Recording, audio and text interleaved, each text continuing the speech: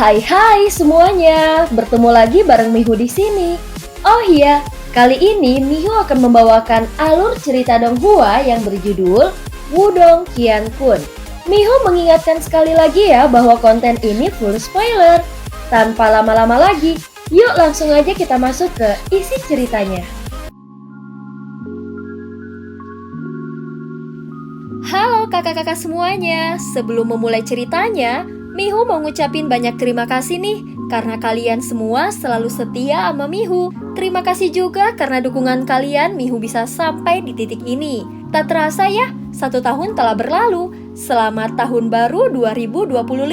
Tetap sehat dan semangat semuanya. Love you guys.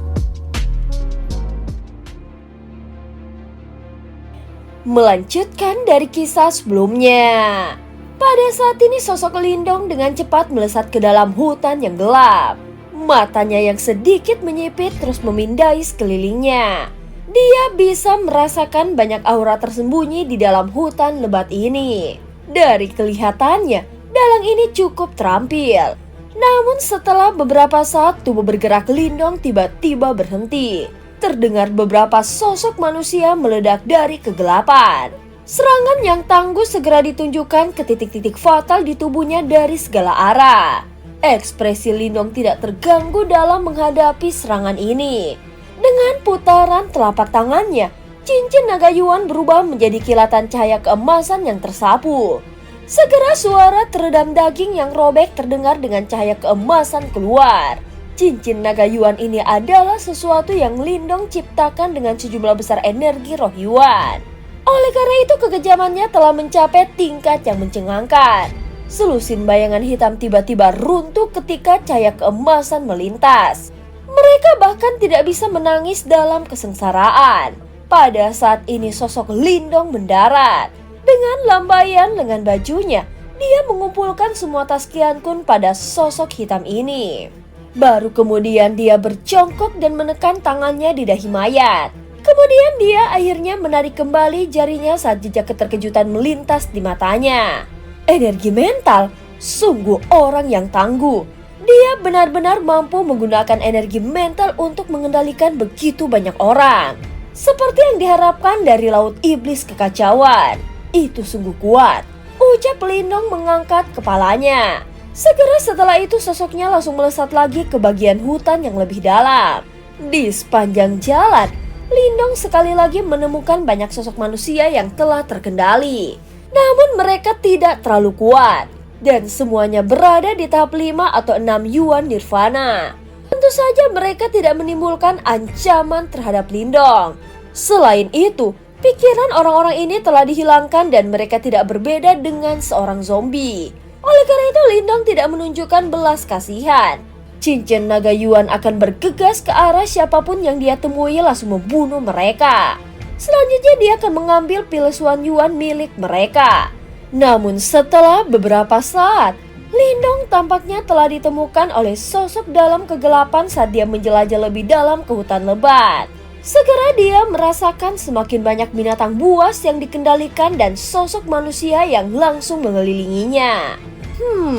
Sepertinya aku sudah ketahuan, ucap Lindong yang secara alami merasakan peningkatan tekanan yang tiba-tiba di sekelilingnya. Dia mengeluarkan tawa lembut dan menjentikkan jarinya, dan cahaya keemasan melonjak ke cincin naga Yuan. Segera 8 bilah cincin tajam dipisahkan dari badan utama.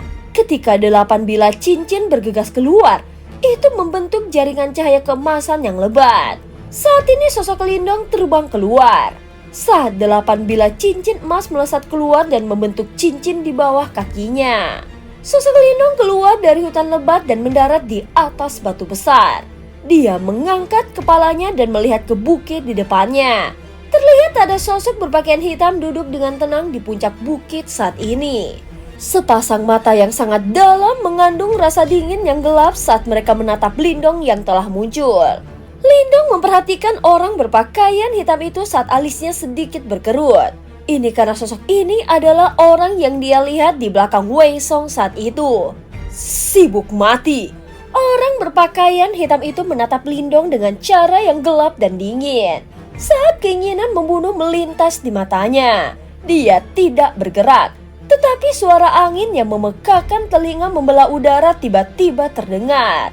Dia tidak bergerak, tetapi suara angin yang memekakan telinga membelah udara tiba-tiba terdengar saat kekuatan agung dengan cepat menyapu ke arah Lindong. Ini memang energi mental.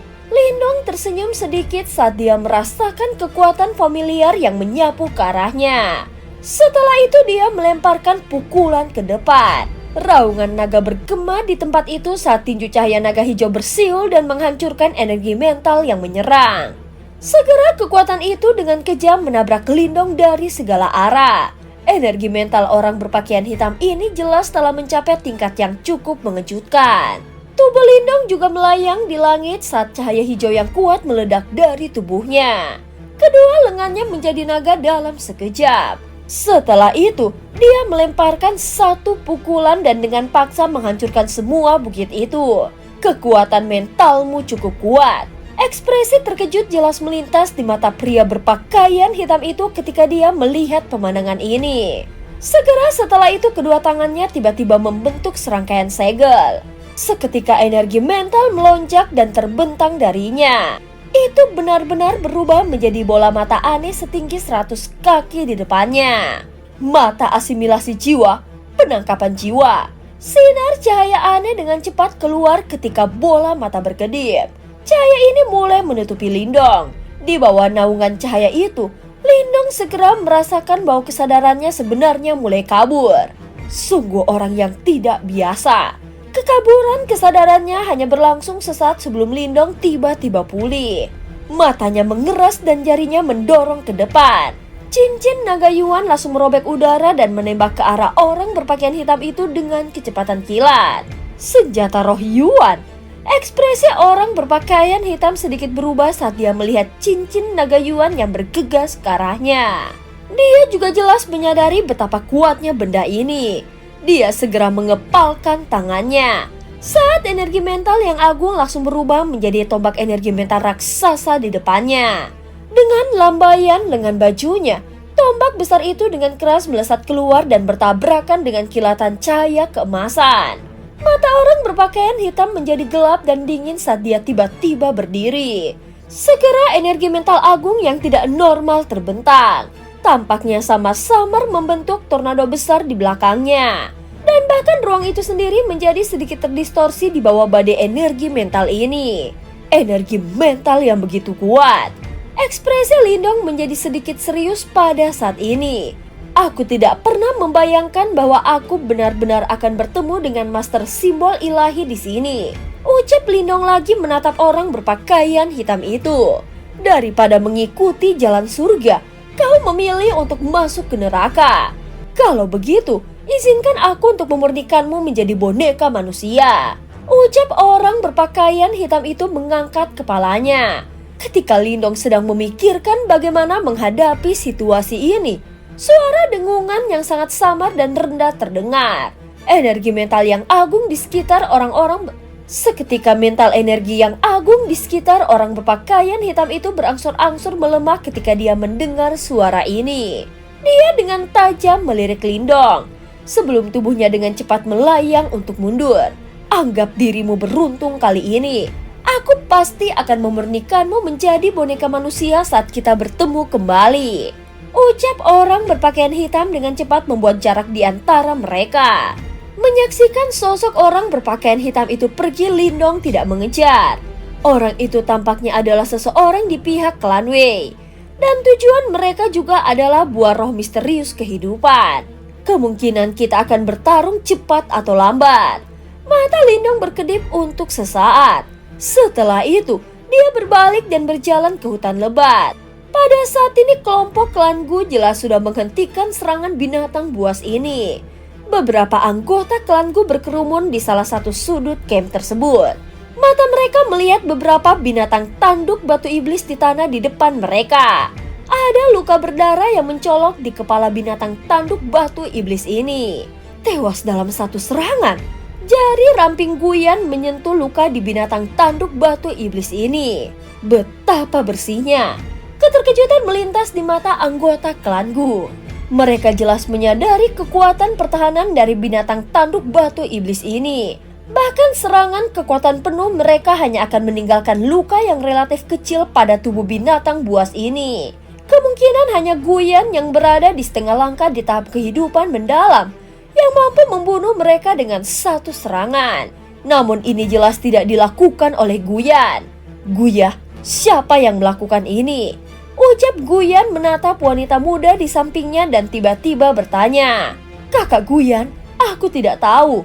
Sebelumnya, Kakak Lindong memintaku untuk menutup mataku." Ucap Guya. Lindong? Guyan jelas memiliki ekspresi terkejut. Dan wajah Guying juga sedikit berubah saat dia berdiri di sampingnya. Dia segera berkata, "Guya, berhenti bicara omong kosong. Orang itu adalah seseorang yang gagal." Ketika Guying belum menyelesaikan kata-katanya, mereka melihat sesosok manusia perlahan berjalan keluar dari hutan lebat yang gelap di depan. Setelah itu sosok itu dengan datar melirik mereka. Ekspresi Lindong masih setenang biasanya. Namun bahkan nafas Guyan tampak melambat sesaat saat dia berjalan mendekat. Guying dengan paksa menelan kata-kata di mulutnya dan melihat ekspresi acuh tak acuh dari Lindong. "Lindong!" Guyan buru-buru berteriak saat dia melihat ini. Ya, Lindong meliriknya.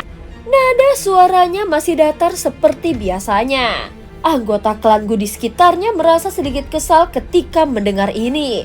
Namun mereka dengan cepat ingat bahwa orang di depan mereka ini tampaknya adalah orang yang sangat kuat, yang telah menyembunyikan kekuatannya dengan sangat baik. Oleh karena itu, mereka tidak punya pilihan selain menekan ketidaksenangan di hati mereka. "Ini dilakukan olehmu," ucap Guyan. Segera dia menunjuk mayat binatang iblis di tanah. Matanya sedikit aneh saat dia menatapnya dan bertanya, "Kita akan tahu apakah dia melakukannya begitu kita mengujinya." Ucap Guying di sampingnya sangat tidak senang dengan sikap dari Lindong. Dia segera mendengus dingin dan maju selangkah. Kedua jarinya melengkung dan kekuatan hebat menghantam dada Lindong dengan kecepatan kilat. Serangan Guying sangat meledak. Oleh karena itu, bahkan Guyan tidak dapat bereaksi tepat waktu. Sudah terlambat baginya untuk menghentikan jalan pertama. Kekuatan hebat dari jari Guying dengan cepat mendarat di dada Lindong. Namun bagian di mana dia mendarat itu sekeras logam. Bahkan jari-jarinya tidak dapat melakukan kontak dengan tubuh Lindong. Tubuh fisik yang sangat kuat. Ekspresi Guying sedikit berubah saat ini. Setelah itu, dia melihat ekspresi Lindong menjadi gelap dan serius dalam sekejap. Dia segera merasakan hawa dingin di hatinya dan buru-buru menarik kembali.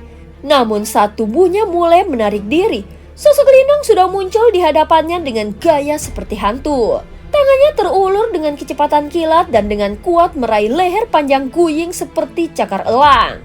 Dengan kekuatan tertentu, dia bisa dengan mudah membunuhnya.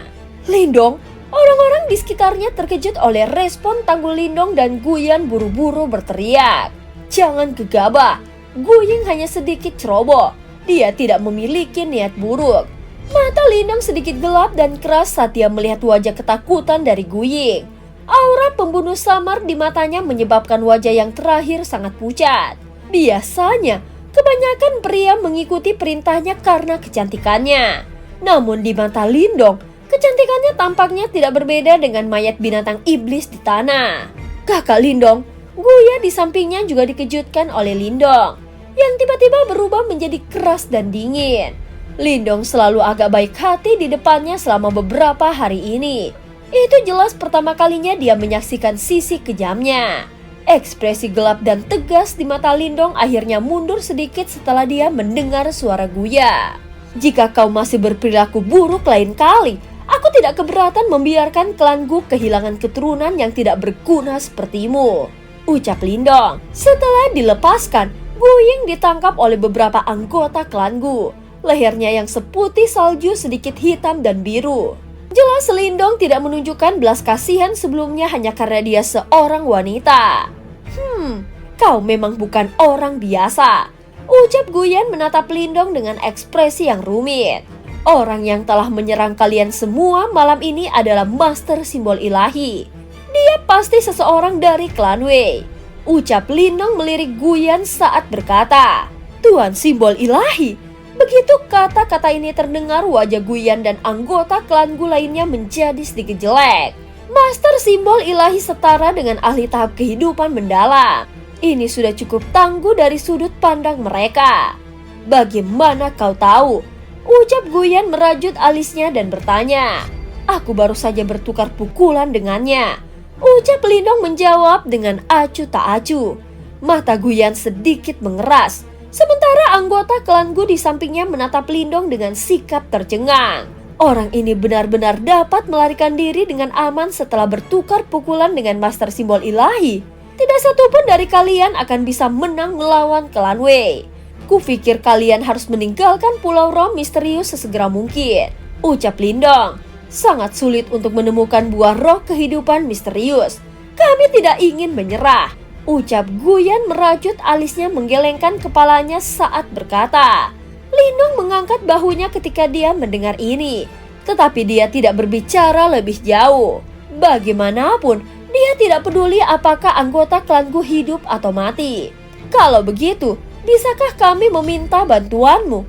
Meskipun dia tidak menyadari latar belakang Lindong bahkan sampai sekarang, jelas bahwa Lindong tidak lebih lemah dari dirinya sendiri berdasarkan penampilannya malam ini. Selain itu, dia bahkan bertukar pukulan dengan master simbol ilahi. Jika dia bersedia membantu mereka, kemungkinan kekuatan kelompok mereka akan meningkat secara signifikan. Kenapa aku harus membantu kalian semua? Langkah kaki Lindong berhenti. Dia melirik kelompok Guyan dengan cara yang aneh dan bertanya. Guyan terkejut. Anggota klan Gu itu berteriak dengan marah. "Kami yang menyelamatkanmu. Masuk akal untuk meminta bantuanmu, bukan?" Ucap salah satu anggota klan Gu.